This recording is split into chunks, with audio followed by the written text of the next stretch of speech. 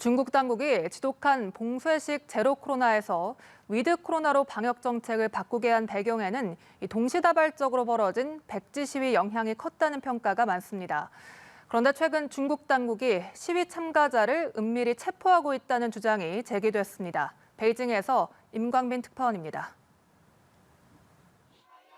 共产党共产党习近平习近平 지난해 11월 상하이에서 시작된 백지 시위는 삽시간에 중국 전역으로 번졌습니다. 너도나도 흰 종이를 들고 자유를 외쳤습니다. 아파트 입구를 쇠사슬로 봉쇄해 19명의 사상자가 나온 우르무치 화재 참사를 계기로 제로 코로나에 대한 분노가 폭발한 겁니다. 놀란 중국 당국은 이렇다 할 대책 마련도 없이 방역 기조를 위드 코로나로 급선회했습니다. 당시 상황을 두고 일부에서는 시들었던 중국의 반골 기질이 백지 시위로 깨어났다는 등의 평가를 내놓았습니다. 시진핑 국가주석도 올해 신년사를 통해 14억 인민이 일부 문제에 대해 다른 견해를 갖는 것은 자연스러운 일이라고 말했는데 사실상 백지 시위를 인정하는 것을 넘어 포용한 것이란 말도 나왔습니다.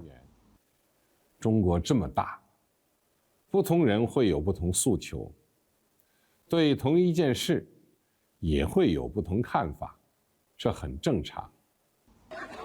하지만 이 같은 분석이 빗나간 것이란 평가가 나오고 있습니다. 중국 당국이 최근 백지 시위 참가자를 은밀히 체포하고 나섰다는 주장이 나온 겁니다.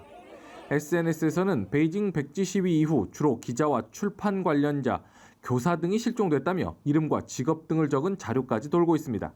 이미 100명 이상 구금된 상태라는 주장도 나옵니다.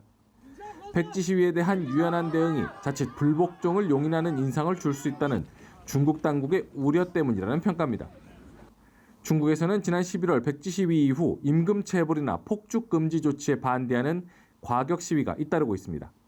집단 반발 등을 우려해 시위 참가자에 대한 조용한 검거에 나서고 있는 중국 당국은 시진핑 주석과 공산당에 대한 충성도 촉구하고 있습니다.